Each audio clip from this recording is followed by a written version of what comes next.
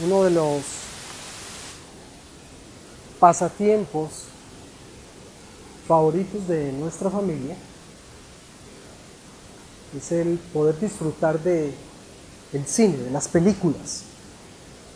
Y cuando vamos a ir a cine, cuando no es en casa, sino que vamos a ir a cine afuera, nuestro hijo dice: papá, que sea en 3D. Yo quiero ver la película en 3D. Y realmente hay una diferencia. Cuando vemos un programa, una película en 2D, solamente podemos ver dos planos, el plano horizontal y el plano vertical, dos dimensiones realmente. Pero cuando vemos cine en 3D, podemos, además de estos dos planos, ver profundidad. De alguna manera uno se sumerge en la realidad de la película. Para ver cine en 3D se requiere el uso de unas gafas. Entonces uno, como lo han experimentado ustedes, uno va al teatro, al cine, y le entregan unas gafas y uno puede meterse en la realidad de la película, pero si se quita las gafas uno ve muy mal, ve una realidad distorsionada, no puede ver realmente bien. Nosotros podemos ver hasta en 3D, pero Dios, que es todopoderoso, puede ver no solo en 4D, sino en muchas más otras dimensiones. Dios inclusive puede ver lo que sucede en el tiempo. Él no ve los acontecimientos aislados, sino que Dios ve todo en un contexto. Él ve el pasado, el presente y el futuro. Él conoce el futuro y ve todo como un eterno presente. Dios es, como sabemos por la palabra, omnisciente. Él lo ve todo, Él lo conoce todo. No hay nada que pueda velar su visión o sus ojos. Dios es omnipresente y al estar en todo lugar, nada se oculta a sus ojos, nada escapa a su presencia, y Dios es omnipotente y como todopoderoso, Él trasciende el tiempo. Él no olvida el pasado, no ignora el presente y conoce el futuro. Y Dios puede verlo todo. Él ve todo con absoluta claridad y nitidez. Ahora se habla del Ultra HD. Él ve más allá de eso. Él puede ver más allá de eso. Si nosotros vemos distorsionadamente y Dios ve con absoluta claridad, ¿cómo es eso de la diferencia entre la visión de Dios y la visión nuestra? ¿Cuál es la diferencia real de la visión de Dios y la visión de nosotros? Les invito por favor a que me acompañen al primer libro de Samuel, capítulo 16. Primer libro de Samuel, capítulo 16. Y vamos a leer desde el versículo 1 hasta el versículo 13. Primer libro de Samuel, capítulo 16, desde el versículo 1 hasta el versículo 13. Voy a leerles en la versión La Biblia de las Américas. Dice la palabra del Señor. Y el Señor dijo a Samuel: ¿hasta cuándo lamentarás por Saúl, después que yo lo he desechado para que no reine sobre Israel?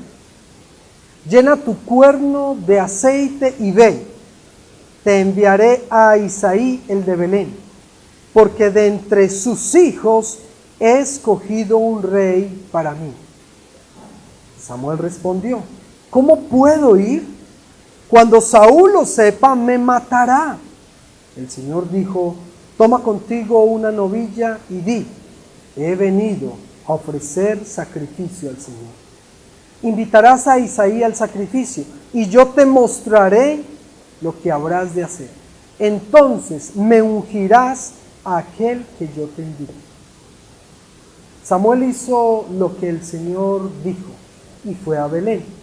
Y los ancianos de la ciudad vinieron a su encuentro y temblando dijeron: ¿vienes en paz? Y él respondió: en paz. He venido a ofrecer sacrificio al Señor. Conságrense y vengan conmigo al sacrificio. Samuel consagró también a Isaí y a sus hijos y los invitó al sacrificio. Cuando ellos entraron, Samuel vio a Eliab y se dijo: ciertamente el ungido del Señor está delante de él. Pero el Señor dijo a Samuel, no mires a su apariencia, ni a lo alto de su estatura, porque lo he desechado. Porque Dios no ve como el hombre ve, pues el hombre mira la apariencia exterior, pero el Señor mira el corazón. Entonces Isaí llamó a Abinadab y lo hizo pasar delante de Samuel y dijo, tampoco a este ha escogido el Señor. Después Isaí hizo pasar a Sama y Samuel dijo, tampoco a este ha escogido el Señor. Así Isaí hizo pasar a 7 de sus hijos delante de Samuel. Pero Samuel dijo a Isaí, el Señor no ha escogido a estos. Samuel preguntó, ¿son estos todos tus hijos? Isaí respondió, aún queda el menor, que es el que está apacentando las ovejas. Samuel insistió, manda a buscarlo, pues no nos sentaremos a la mesa hasta que él venga. Y envió a buscarlo y lo hizo entrar. Era rubio, de ojos hermosos y bien parecido. Y el Señor dijo, levántate, úngele, porque este es. Entonces Samuel tomó el cuerno de aceite y lo ungió en medio de sus hermanos. Y el Señor, y el Espíritu del Señor vino poderosamente sobre David desde aquel día en adelante. Luego Samuel se levantó y se fue a Ramá. Que Dios nos bendiga a través de su santa palabra. ¿Cuál es el contexto de esta historia? ¿Qué era lo que estaba pasando? Era una coyuntura importante en la historia de Israel. ¿Por qué? Porque había un relevo del reinado. Había un rey de salida y había un futuro rey que ya había sido escogido por el Señor. Un rey saliente llamado Saúl, que había sido escogido por Dios, que había sido ungido por Samuel, pero que por su desobediencia había sido desechado. Dios, que todo lo ve y que trasciende en todo, ya había seleccionado a un sucesor.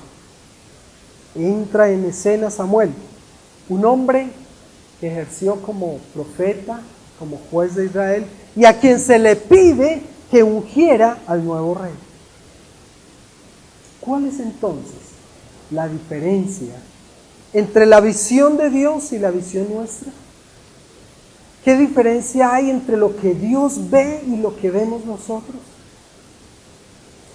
En primer lugar, nosotros vemos el pasado y Dios ve el futuro. Versículo 1. Nosotros vemos el pasado y Dios ve el futuro. ¿Cómo comienza la escena que hemos leído? Comienza con un reproche que Dios le hace a Samuel. Deja ya de llorar por el pasado. No llores más por Saúl. Saúl, el rey escogido por Dios inicialmente, se había obstinado en su rebeldía y Dios lo había hecho a un lado. Y Samuel, el juez, el profeta, lloraba por la pérdida de Saúl. Se lamentaba por lo que había hecho Saúl. Había visto a un rey que fallaba, que caía. Un rey en el que militarmente el pueblo había puesto su esperanza, se desmoronaba como hijo de Dios. Samuel lloraba al ver que la persona que él mismo había ungido como rey de Israel le había fallado. Y Dios le dice, basta ya de llorar. No llores ni te lamentes por tu pasado. No mires hacia atrás. Manos a la obra y sigue adelante, porque tengo algo mejor para ti y para tu pueblo. He escogido a un rey. La verdad es que nosotros nos aferramos a nuestro pasado. Miramos hacia atrás y lloramos por lo que pudo haber sido y no fue. Nos quedamos pensando y meditando en los errores, fallas y pecados de nuestra vida anterior. Pensamos que quizás hemos perdido la única oportunidad. Así vemos nosotros. Pero Dios ve diferente. Dios ve el porvenir. Dios ve nuevas perspectivas. Dios ve como un problema es punto de partida para una bendición que vendrá sobre su pueblo. No te lamentes por aquellas cosas que Dios no tiene para ti, para tu familia, para tu ministerio, para tu iglesia. No llores más por tu pasado, dice el Señor. Manos a la obra. Dios tiene algo mejor. No mires más el pasado y piensa que Dios tiene un futuro mejor para ti. He ahí la diferencia entre lo que Dios ve y lo que nosotros vemos. En segundo lugar, nosotros vemos los riesgos y Dios ve las oportunidades. Nosotros vemos los riesgos y Dios ve las oportunidades. Versículo 2. Dios entonces le dice a Samuel que vaya a Belén, que cumpla con esa misión que él tenía que hacer. Y lo primero que Samuel dice es: pero Señor, si Saúl se da cuenta que yo fui allá a Belén a ungir un nuevo rey, me corta la cabeza, me manda a matar. Y es un riesgo real, no me lo estoy imaginando. Dios le dice: ve a Belén, tienes una misión, debes ungir al nuevo rey. Y Samuel piensa en los riesgos. La verdad es que sí había un riesgo. Samuel no lo estaba inventando. Si Saúl se daba cuenta de lo que él estaba haciendo allí, podía perecer. Pero Dios lo estaba enviando. Dios lo estaba mandando. Y cuando Dios envía y cuando Dios manda, Dios respalda. Dios lo iba a acompañar. Y Samuel no tenía que fijarse en los riesgos. Más bien, Dios estaba viendo esto como una oportunidad para que le adoraran. Dios le dice a Samuel: toma una novilla y ofrece un sacrificio. Haz un culto para mí, una acción de gracias, una adoración en medio del riesgo, en medio del peligro. Nosotros nos enfocamos en nuestros temores e inseguridades. ¿Quién sabe qué pasará? ¿Quién sabe qué riesgo correrá mi vida si yo voy por este camino? Nosotros podemos llegar a pensar: Señor, si te obedezco, puedo morir. Si te obedezco, el mundo me dará la espalda. Si te obedezco, perderé amigos, perderé prestigio o perderé hasta mi empleo. Y la verdad es que estamos llamados a obedecer al Señor a cualquier precio. A obedecer a Dios primeramente, antes que a los hombres. Toda obediencia genera una oportunidad de bendición. Toda obediencia genera una oportunidad de alabar a Dios, no obstante los riesgos. Y si Dios nos pide que hagamos algo, es porque en últimas nos conviene. No nos concentremos en los riesgos. No nos dejemos llevar por el temor. Hemos visto a través de la historia bíblica hombres que adoraron en medio de los riesgos. Pablo cantó himnos y alabanzas estando en la cárcel. Muchos mártires, aún en el momento de la muerte, clamaron alabanza a Dios. Pero nosotros nos dejamos llevar por los temores. Vemos los riesgos. Dios ve las oportunidades. Esa es la real diferencia entre lo que Dios ve y lo que nosotros podemos ver. En tercer lugar, nosotros vemos las apariencias y Dios ve el corazón. Versículos 6 y 7. Samuel, cuando llegó al lugar donde iban a ofrecer el sacrificio, estando en presencia de Isaí y su familia, vio al mayor de los hijos de Isaí. Y lo vio un hombre con porte, una buena altura, y dijo, este tiene perfil militar, así como lo tenía Saúl. Saúl era un hombre alto, cuerpado, de una presencia imponente, con un perfil poderoso para guiar al pueblo. Y Dios le dice, no, un momento, no te guíes por las apariencias, no es ese, a ti te puede parecer muy bien, pero ese no es el hombre. Tú miras las apariencias, yo miro el corazón. Y el texto dice, Dios no ve como el hombre ve. Dios no se fija en lo que el hombre se fija.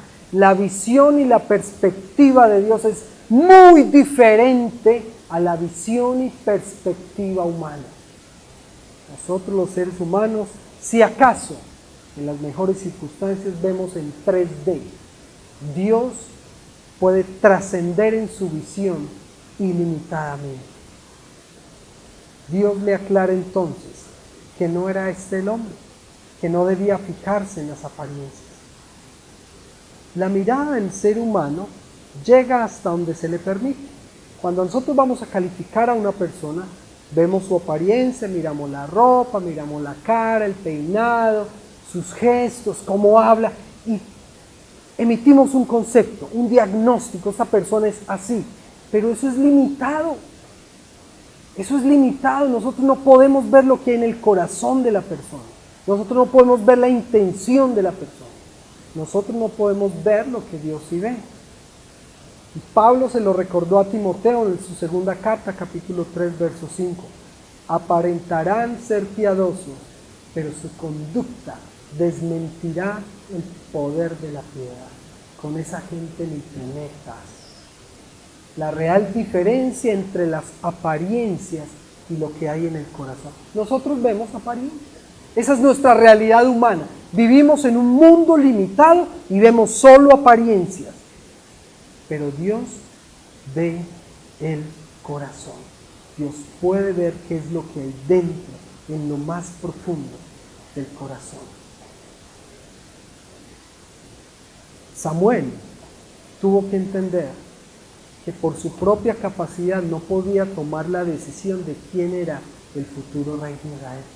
Tuvo que escuchar la voz de Dios.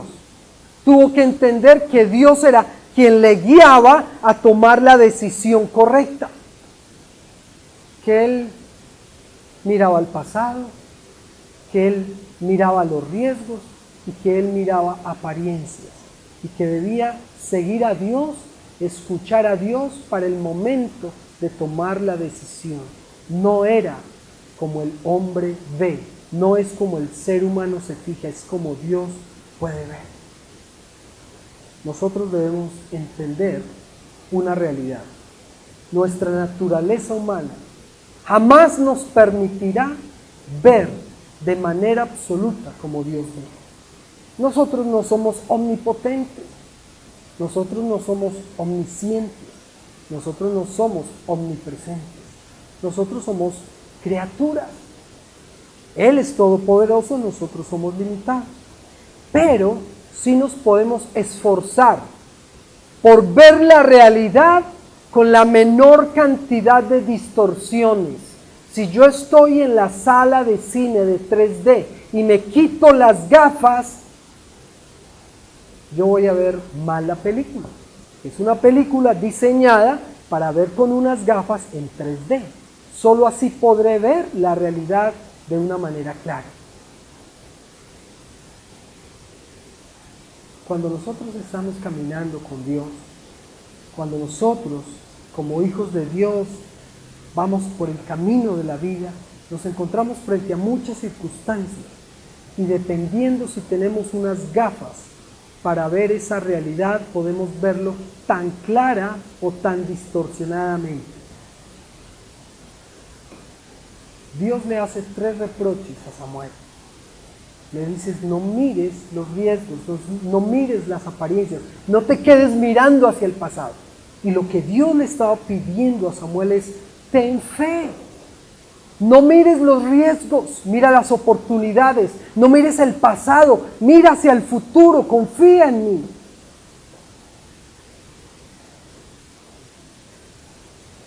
Esas gafas con las que podemos ver de una manera más clara y nítida son las gafas de la fe. El autor de Hebreos, en el capítulo 11, verso 1, dice: ahora bien, la fe es la certeza de lo que se espera y la convicción de lo que no se ve. Yo tendré que vivir en esta vida con la realidad de que todo no lo puedo ver, ni todo lo puedo entender, ni sé qué será de mi futuro. Pero si tengo puestas las gafas de la fe, podré caminar con la confianza de que mi Señor Todopoderoso me guía, que no puedo quedarme llorando al pasado, que debo mirar el futuro hacia el cual Dios me guía, que no puedo quedarme mirando los riesgos, sino las nuevas oportunidades que Dios me plantea, que no puedo juzgar por las apariencias de las personas y las circunstancias, sino que Dios, que todo lo ve, que todo lo conoce, me guía hacia un nuevo futuro. Yo no sé cuál sea la circunstancia que actualmente tú, hermano, estés atravesando. Tu familia, tu estudio, tu ministerio, y tu salud, y tu trabajo, en el área académica.